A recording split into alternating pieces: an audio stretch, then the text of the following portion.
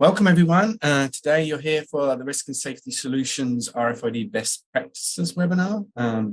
Hopefully everyone's excited to learn a little bit more about the best practices that we've learned over the last few years, and hopefully everyone finds this beneficial and has some good takeaways.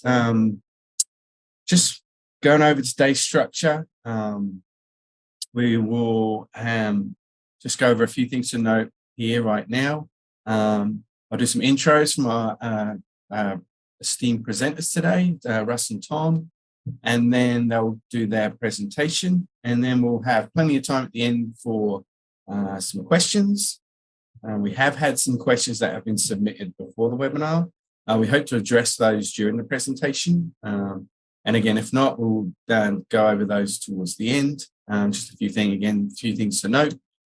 We're here for you, so please do not hesitate to ask those questions in the Q&A section. We have a very large group here today. We have about almost 70 folks on the call today. So again, someone's likely to have that question, so similar to yours, so please again drop it in the Q&A. If we can't address all the questions today, we will do a follow-up via email and potentially have some follow-up sessions. And just one disclaimer, although the panelists have years of expertise, you should always use your discretion when implementing new safety practices at your organization. Okay, and just want to introduce our presenters today. You've probably seen them before if you've been on our previous webinars. Russ Vernon, organic chemist with a PhD from UCSD, a postdoc at Scripps.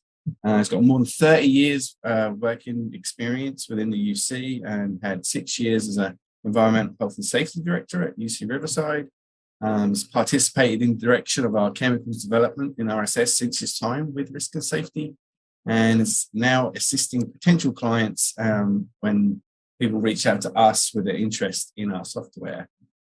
And Tom, who is one of our most experienced customer success specialists, over 5 years experience implementing chemicals, and almost 10 years with experience at RSS, and hundreds of hours training with RSS chemicals. And with that being said, I will pass it over to the team to start the presentation. Thanks, Stephen. That was a nice introduction. Appreciate that. Yes, thank you. I'm going to talk about the purposes of the inventory. So our RFID system is built to support our chemical inventory system. And sometimes people ask, does it fit on tiny containers? Does it fit on these other kinds of containers? And so we're going to talk about all that today. But I did want to bring up at the beginning, what are you doing an inventory for? Are you doing it just for fire code compliance? Then they want to know total quantities, big picture. If you're doing it for environmental emissions reporting, you want to make sure to track those things that you have to, pay fees for every year to be able to put into the environment. There are size and quantity restraints on the tags, the RFID tags. They're about this big. So if you're putting them on a tiny container, there are challenges with that. Tom's got a strip of tags there in front of him now. And you want to know what your tolerance is for uncertainty. A lot of universities start out with just a bunch of containers. Nobody knows who they are, where they come from. They may or may not track the inventory on an annual basis or semi-annual basis. With our RFID tool, you can track your inventory as often as you want. All you need to have is the scanner and the inventory in our system. So part of the questions become, what do you want to track the inventory for? Are you looking at a big picture, or do you want to track down to every single container? And then we have some solutions to help you solve those problems. So we'll go. Anything you want to add, Tom? Yeah, just as a reminder, I know we're talking specifically about RFID, but when I meet with customers and start implementations, I try to ask them questions like, hey, what's most important for you to get out of the system? Because from my perspective, I want to remind people to add and remove into chemicals. And then if you're trying to get compliance numbers out, right, RFID makes that pretty easy to add and remove and also audit. So therefore, you can get your reports out much easier using RFID as a tool for that. So we try to remember to ask some of those questions kind of at the beginning, and that can help frame, are you starting from scratch? Are you importing? And that goes with Russ's tolerance for uncertainty that he mentioned. Which also brings up another point related to what we're doing on this webinar. We're talking about the inventory system and the RFID that's associated with that. We're not going to talk about our reconciliation processes. We have another webinar planned for that, so that in this case, scanning with the RFID, scanning with the 2D barcode, or reading the label is the same result. It tells you what the number is that's associated with the container.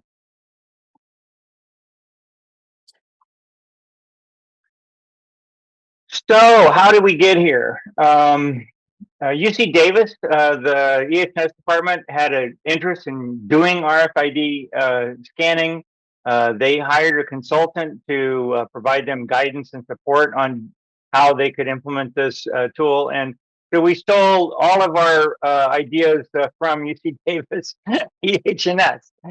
So, credit where credit is due. There are some challenges with radio frequency tagging as opposed to being able to use a 2D barcode or reading a tag. And that is how this system works. In this foldable, this tag that folds and sticks out from the container is an antenna. You can see the antenna on the screen. That's not powered, so it's a really small antenna, and it has essentially, it just absorbs radio frequencies and returns data related to those radio frequencies. And so if you take a tag like that and wrap it around a container, it might work great for a plastic container that has powder in it that's not metal containing. But if you had aluminum powder in a plastic container, that radio frequency antenna wouldn't work the same. It may not work at all. If you have metal containers and you try to attach the tag onto the container and have it rubber banded up against it or taped all the way around it, that's also not going to work the way it's intended. The consultant that came out did several things that provided guidance as to what we could do. And so the tags stick out. It's a small antenna, so you have to get close to it with your handheld reader. In fact, early on, we were worried that you'd be able to read through the wall. It uses ultra high frequency system, so that gives you the frequency and wavelength range you're going to work in. But it doesn't go. It's a small enough tag, and it's a low enough energy source that you can't read through walls. You can't read through closed metal cabinets. In fact, sometimes you have to get within about 2 or 3 feet of the container to be able to read it.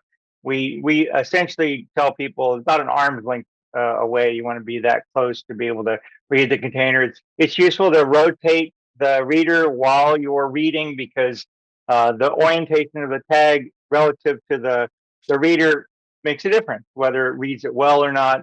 You can read a tag 1,000 times, it doesn't matter. It'll still show up on the reader. This is the number and this is how many times I read it, depending on what manufacturer of RFID reader you use. You'll notice on the bottom there is exactly how the tag is formed. We have the inlay, which is the part that includes the antenna. We have the paper adhesive and a transfer tape in order to print things on the tag itself. And then the top and bottom have the top has a polyethylene terephthalate that's transparent, like your water bottle, and then the bottom is the paper that things are associated with. So this tag is layered, and it's intended to withstand your fingerprints, casual contact with things like acetone or acid. It won't wipe off the tag. You can still read it. The latest versions of tags, we've added a better adhesive. Tom will talk a little bit about that, but we worked with our vendor to give us a high quality adhesive so that it will stick strongly to the containers, as strong as we can. And then there's a the ability to pull the tag off the bottle. So if you were using your tool to track containers and you have the habit of just taking the labels off and sticking them onto a clipboard or something in order to at the end of the week you delete the containers you've taken off, you can still facilitate that even with a stronger adhesive. So that was some of the improvements we made. You can see they call that human readable, the 24-digit hexadecimal code. The 2D barcode you can read with your phone and our app. And then the RFID antenna, you need to have your handheld reader for that. There are some antennas, prices of antennas are coming down a bit, but they're still more expensive. So you're less likely to have an antenna RFID reader. The other thing I want to talk about is there's different kinds of frequencies that are used in radio frequency identification. The one we have is, again, ultra high frequencies, or UHF. The kind that most phones have that built into them nowadays are what's called NFC, or near field communication. Those you have to be within a centimeter or two in order for the communication to go back and forth. So if you've ever used your ID, your card, your credit card, or your phone to pay at the pump or to pay in a store, that's NFC. That's also RFID, but it's a lower energy, and so you have to get closer in order for that communication to happen. We've talked about trying to go with NFC because of the prevalence of phones, and it would make it a lot easier to do, but having to get right up to the container, there's no advantage. You can just use a 2D barcode to do the same thing. And the tags, these tags are, about a quarter a piece if you buy very few of them. There, you can buy printers that will print these out and add antennas and stuff. There's lots of flexibility with these kinds of container tags. The least expensive NFC tag I've found so far is $2 a piece. And that's, again, when you buy them in like 10 million lots. So we've stuck with this for now, at least. So I think, is there more you want to say about that, Tom? There we are. And I'm sorry, I forgot to show some stuff there. My apologies. I didn't lie. Yeah, just to recap a little bit, that silver part is the antenna itself. So we want to make sure that's intact. I do get questions about, are these spill proof? And you mentioned that they can withstand, some basic stuff. I think I just want to hit on again that this is kind of physics that we're fighting up against. So that's why we recommend they stick out in 3D space, because there's radio waves bouncing around the room, right? And Russ mentioned earlier that if you put it flat on a bottle, things might not be transmitting correctly, and the radio frequencies would be bouncing around the substance in a container. So once again, just trying to highlight that it's important to have a 3D tag kind of sticking out there.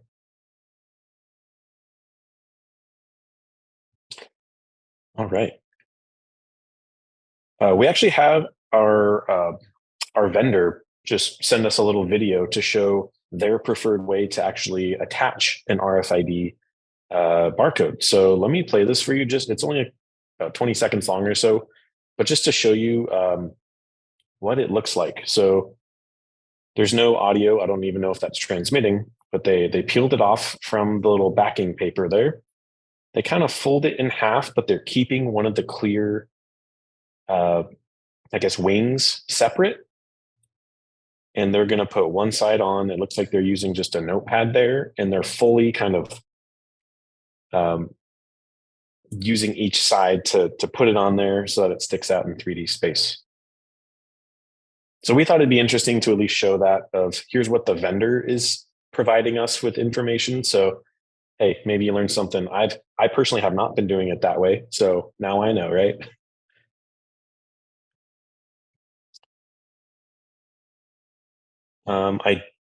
Do we want to take, I think we're going to take questions at the end. I do see one popped up, but we're going to hold off just a couple minutes. And I think next we're going to talk about some of the do's and don'ts. So we touched on it a little bit, but let's go forward and just talk about here, examples of challenges that I've heard of from people. And we're not going to name any names. That's not the point of this. We just want to talk about, how others can learn from some experiences that we've heard.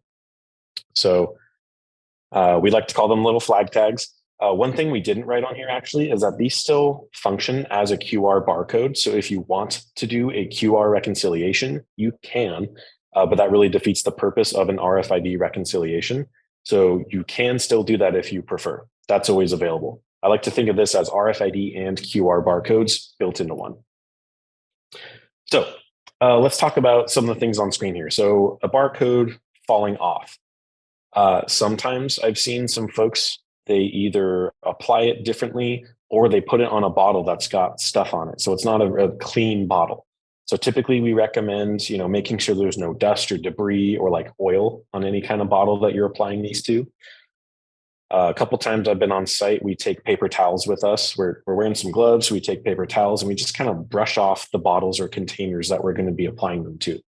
That usually works pretty well. If you've got something that's in maybe less good of shape, you might want to consider some other options there for how do you actually clean that outside surface. For knowing how to actually apply those, once again, that little video I just showed you, the idea is to keep it intact as a flag tag. You can fold it in half, make sure the wings don't stick together. And if they do, that happens to me a lot, actually, they're pretty easy to pull apart. We have seen a couple times in the past that there were folks that were maybe cutting them in half because it looks like the same information on both sides, which is true. But the point of that is so that then you can see it on both sides when it's folded in a flag tag. And Russ, you mentioned a little bit about the quality of the tags that we improved. Do you want to just maybe summarize a couple words there? Because Sure, we you bet. kind of had a revision. Yeah, no, we're always trying to make improvements. That's the part of the point of it. And we ordered 1 million tags exactly like what UC Davis their consultant recommended. And it turned out that the adhesive wasn't quite as strong as we had expected. So it was easier to pull off the container, the tag. In some cases, the tag would sag down when the surface wasn't clean enough or under some conditions where it was hot, ones we're aware of at least. Some people like to put it on the lid, which is, it's got its own challenges, but it is an option. You can stick it on the top of the bottle if there's enough room. We added the ability to tear the tag. Now that we have stronger adhesive, people want to be able to pull the tag off of the feet or wings, as Tom likes to call them. Wings is kind of better connotation. So you can pull the tag off and save that someplace to be able to manage the data separately. And then we improved the size of the human readable part so that it's easy enough to read when you're just looking at it yourself. So those are some of the improvements we made. We can maintain the PET outside layer, and we did actually Debbie Decker, when she was at Davis, did some testing on it to make sure that it would withstand normal wear and tear and exposure to some common chemicals, and it does fine for 90-95% of the conditions you're likely to find your containers in. Thank you. And once again, two-sided flag tag use. The idea is that you could see it from any angle and you can identify that's an RFID tag for RSS chemicals. Another thing that I actually just thought of is where you put it on the bottle is kind of important too, right? So I generally don't recommend putting an RFID tag on the cap of a bottle because caps can get lost very easily. I think it's separated.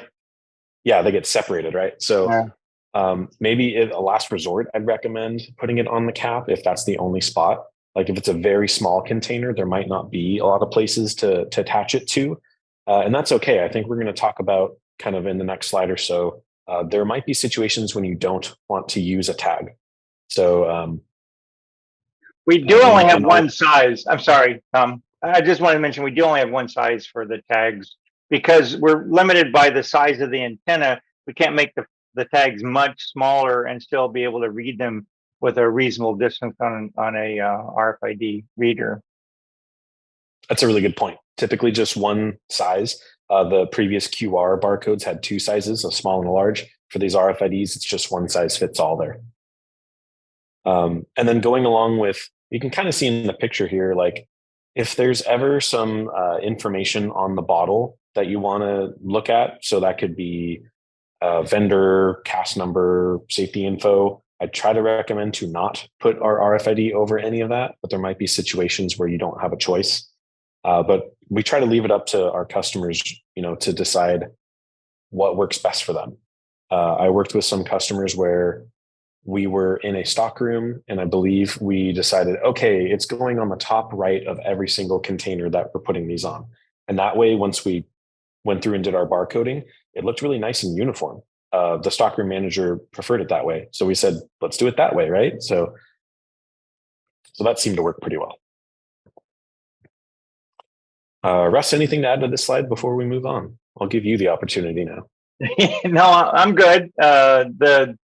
There's different readers out there. So we do have some readers we found work quite well, and we have a flyer for those. The alien technology ones we started with, they don't make them anymore. So at least not the ones that we use with the iOS devices. So hopefully they'll come down in price. There are some RFID readers that require some work on your end in order to make them work the way you want them to. Others you can buy out of the box and they'll work right away.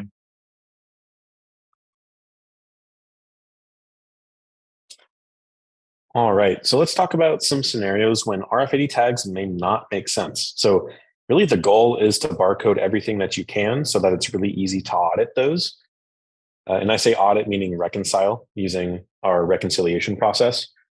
But we found, there's times when the tag adhesive won't stick. So these are for containers that maybe live inside of a fridge or a freezer, and the chemical will become ineffective or, maybe even expire if it comes up to room temperature. So that's once again where we're fighting physics, because there's, condensation on a bottle, and sticky things don't like to stick to things that are wet. So that's where we kind of run up against, if it's in a fridge or a freezer, you might not want to physically put it on the bottle. What I've seen some folks do in that case is maybe put either like a sticky note or a piece of paper underneath the container itself and put the RFID tag on there directly. I've also seen some situations where they didn't want to put it in the fridge or freezer, so they made like a little map on a piece of paper that they taped to the outside of the fridge or freezer.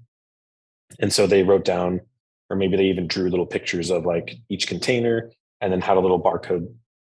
We say tag or barcode. We say those interchangeably. I might have been saying that. So just to clarify there, they almost draw like their own little map and put it on the outside of that fridge or freezer. Another situation that's come up a lot is for when the container is not yours. So for like gas cylinders, you might have a vendor that comes and swaps them out when something gets low or empty, right? So I do see some folks put them on there, and that's not a problem. When the vendor comes to swap it out, they don't even care. They just either throw it away after. Or I have seen some folks where if it's like a high volume of gas cylinders, so every couple days or even every week, they're swapping out a cylinder for something else because it gets used up so much. There's those little, almost like a necklace. It's like we call them a necklace, but there's a little almost like a paper tag that you can put on a piece of string and put it around like the collar of the gas cylinder. I've seen some folks use those and put their barcodes on there.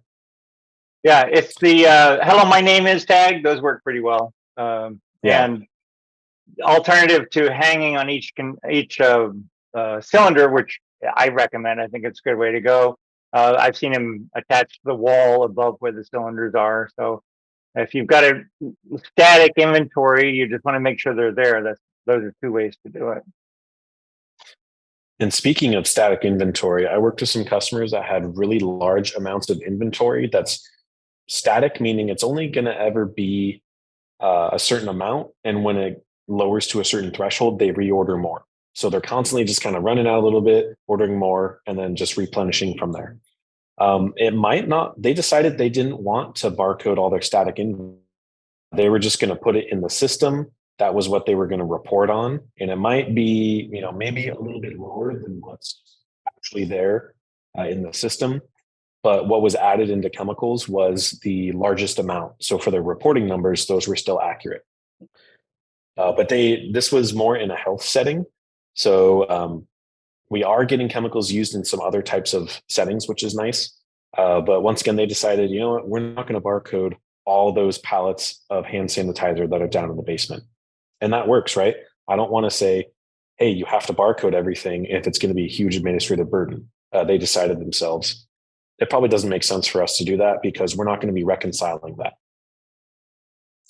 Yeah. And go ahead, Russ. I was just going to say, yeah, it's true. If you have tanks, vats full of material, it's pretty easy to count what you got there, and you can track it in your inventory, whether you're barcoded or not. The RFID tags are really ideal for small to medium-sized containers, and in a system where you go through them, but you don't know what frequency you're going to be passing them through. Where you've got something like liquid chromatographs, and you're going through just gallons and gallons of material. That's the other example where maybe you just track what you normally have, and you don't tag every single one of them. On the other hand, it depends on what you're doing it for. If you're doing it for fire code, that's one thing. If you're doing it because you want to track your inventory, that's another. If you're doing it to do environmental reporting, you may want to know exactly how many cylinders you purchased and gone through in a specific time frame, so you can pay the proper fee to your local agency. And that reminds me, I know we didn't put it on here, but I had an example of there was a container that lived in a machine that they wanted to keep track of. So they added it to their inventory. But because it kind of slotted in almost like, I know it wasn't actual printer ink cartridges, but it was similar to that, where it was a chemical, it was a liquid that lived in a machine. And we didn't want to have an RFID flag tag on it because it slots into something. So we decided not to barcode it in that situation. That's just another example that I thought of. And on the flip side of that, so instead of large static inventory, if you've got rapidly moving inventory, let's say you're going through liters and liters of something each day or even each week or month, right? If it's moving so rapidly that it's going to be an administrative burden to barcode it, I think it's still important to note that you should try to add it to your inventory, but it might not make sense to barcode it because once again, what's your goal? Are you doing this for compliance, for fire code, or so on? So that might help inform your decision on if you're going to barcode or not. There's all the details about the barcode on the right there. We just fodder. There's an ISO protocol. You can see the typical frequency range for ultra high frequency is 860 to 960 megahertz.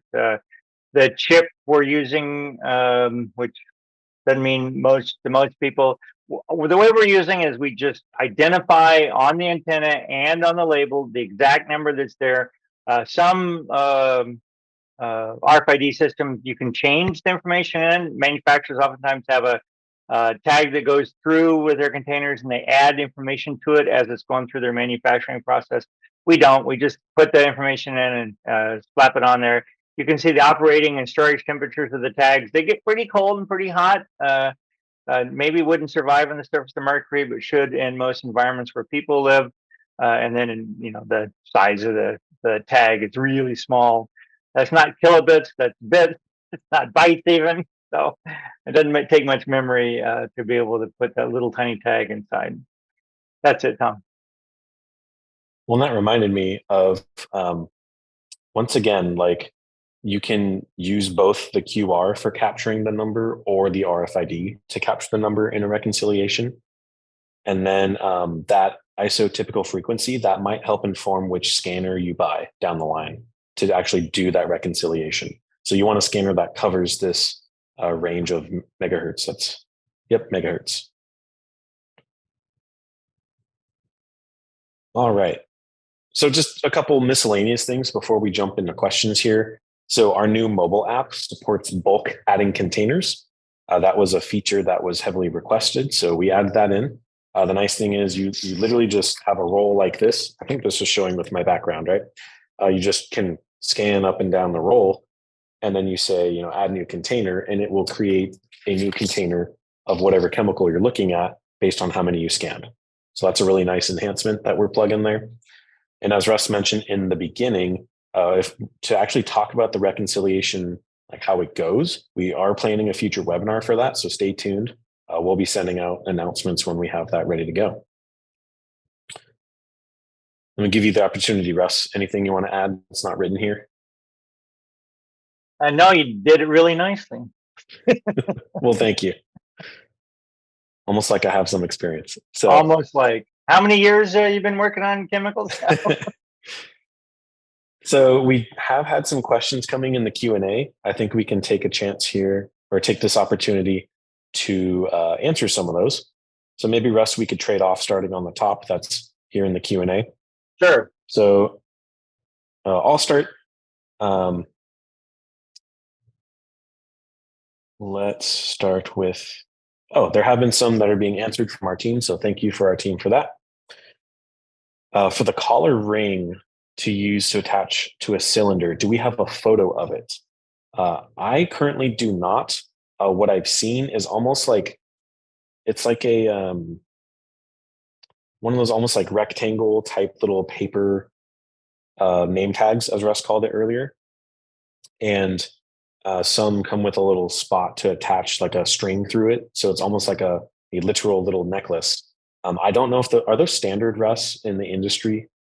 Well, no, but I always throw away my name tags after I come back from a conference. So I probably had a drawer full of them at one point in my life, and those conference name tags work great. But I don't happen to have any here. But that's what I would recommend you use.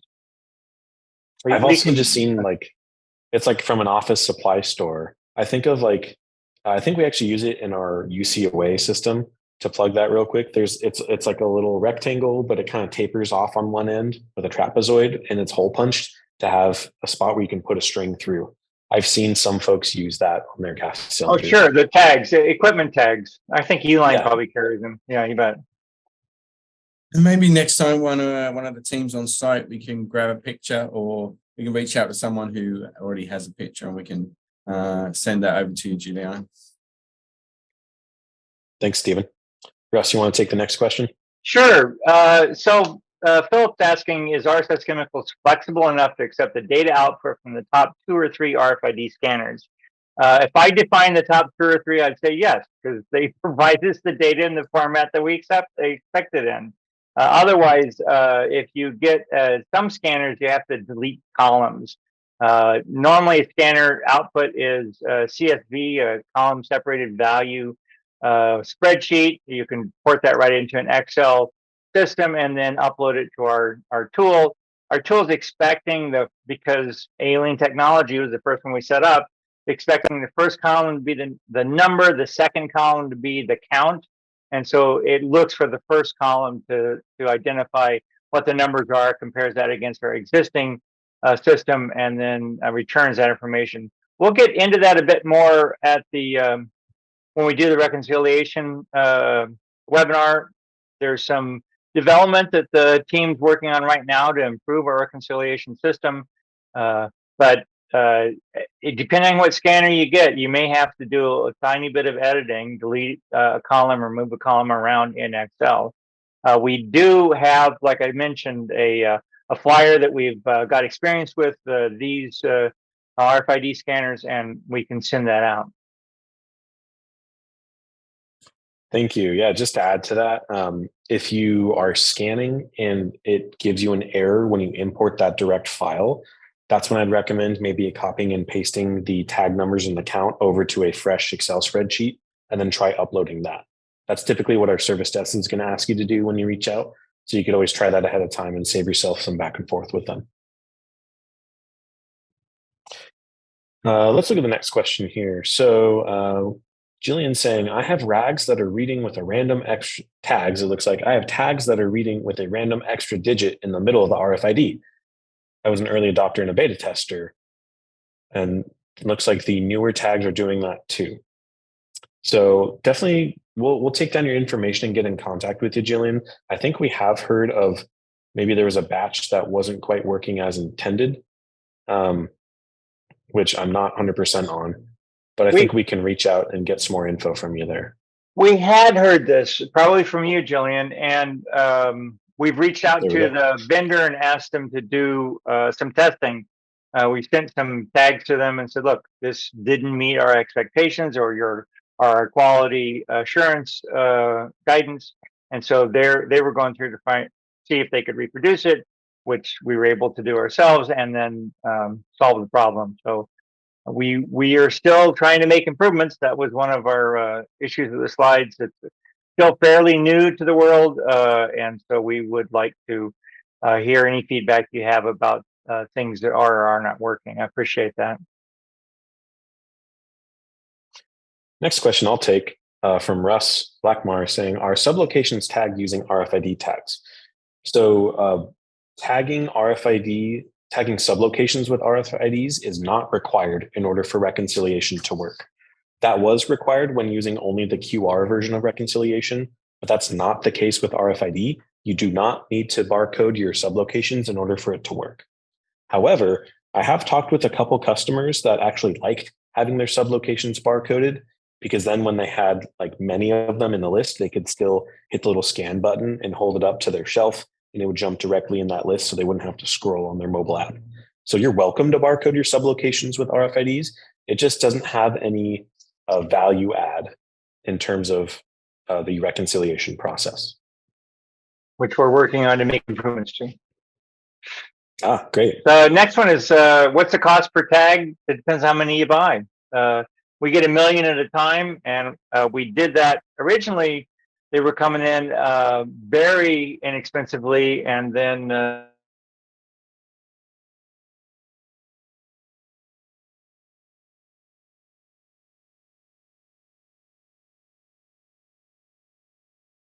seems like we're having some technical difficulties. Yeah, I think we may have lost Russ. Tom, can you hear me? Oh, I can hear you. I thought it was me. That's why I went on mute and off video. I think we lost Russ. Yeah, Russ bummer. Russ left. I'll Slack him and get it back. Okay. I think he was in the middle of the what is the cost per tag question. Yeah, we have a price sheet. Basically, we had them all made for us, and there's a bulk discount. So the more you order, the more the price goes down. We're not making money off of these. We're just selling them at cost to us. So we can send over the cost sheet over to Erica there. Maybe we'll take that down as an action item from this. I think they kind of on average around sort of 15 cents a tag on average. Again, like Tom said, if you buy them in larger quantities, that comes down slightly. Thank you. Next question. How do we tackle chemicals with secondary containers if we don't recommend cutting them in half? So this depends on, as an organization, do you want to track secondary containers? Most of the organizations we talk with are only tracking the primary containers. And so it really just depends on if they want to track secondaries and also put those in. I don't know if we really have a recommendation. I was hoping to lean on Russ, and it looks like he's just getting connected again. So we'll give him a sec, and then maybe he can help answer this question. I would just maybe add, if you are dispensing into a secondary container, the system is set up to automatically create a new container for that. And I guess the recommendation would be just to put a new tag on that. yeah, and I'd be using that dispense feature. Yeah. So can you guys hear me? We can, yes. We lost you for a little bit. Yeah, no, my internet's down, so I'm using my cell phone to connect through the cell network. So the one question I saw coming up was related to secondary containers. We generally put the RFID tags on the thing that sits on the shelf that is visible when you walk by. If you've got a highly reactive material, oftentimes that'll be shipped in a metal can that you have a bottle inside the metal can. We would normally put it on the outside can. So you don't cut them in half in order to put them on both pieces. You pick one or the other. Some people just take them out of the can and set them on the shelf without that level of secondary containment. But otherwise, I didn't hear any more questions. Thanks, Russ. I see another question that says, some of my barcodes when scanned show more than 24 characters. Once again, get in touch with us, William. I think we want to do some investigation to try to figure out what's going on there with what we talked about earlier with the batch issue that we found. Moving on down the line here. We noticed that the barcode is not easily recognized by the RSS app with later phone models and advanced lenses. Have we tested that? And so I want to say that's actually scanning it with your mobile device, right? When you hold it up and scan it. I know that we have some improvements planned for that. Russ, do you have anything to share about that? Nope, I don't think I do. Okay. I know that we've heard some feedback and we're looking to improve that is what I can share today.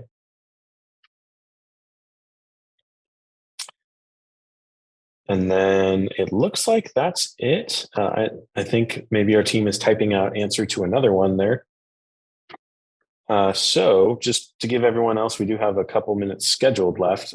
Any other questions you want to add into the Q&A, feel free to type it out now.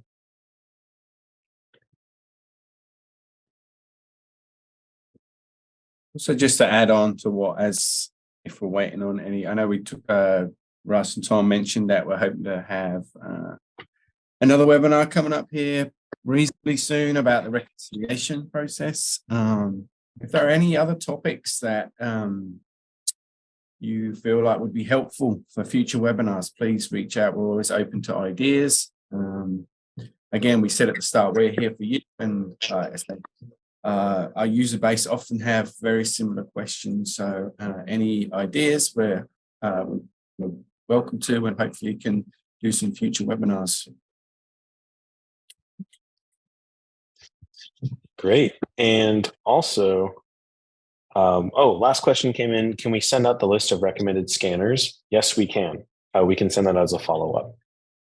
I think we were planning on doing that, right, Stephen?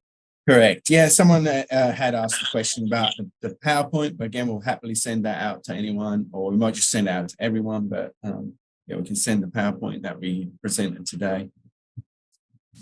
Perfect. And then what we're showing on screen right now is you can always book some time with me on my calendar. We use a tool that allows us to very easily just book some time. So what I can do is I can put this in the chat. Actually, you won't be able to see it because the chat's not turned on. What's on screen there? We can add this to our follow-up email. Is if you want to schedule 15 minutes with me to chat about anything chemicals, RFID related, there's this website called Calendly that we have hooked up to our calendars, where it will automatically, you choose on the calendar a little 15-minute set of time, and it will book it on both of our calendars with a Zoom.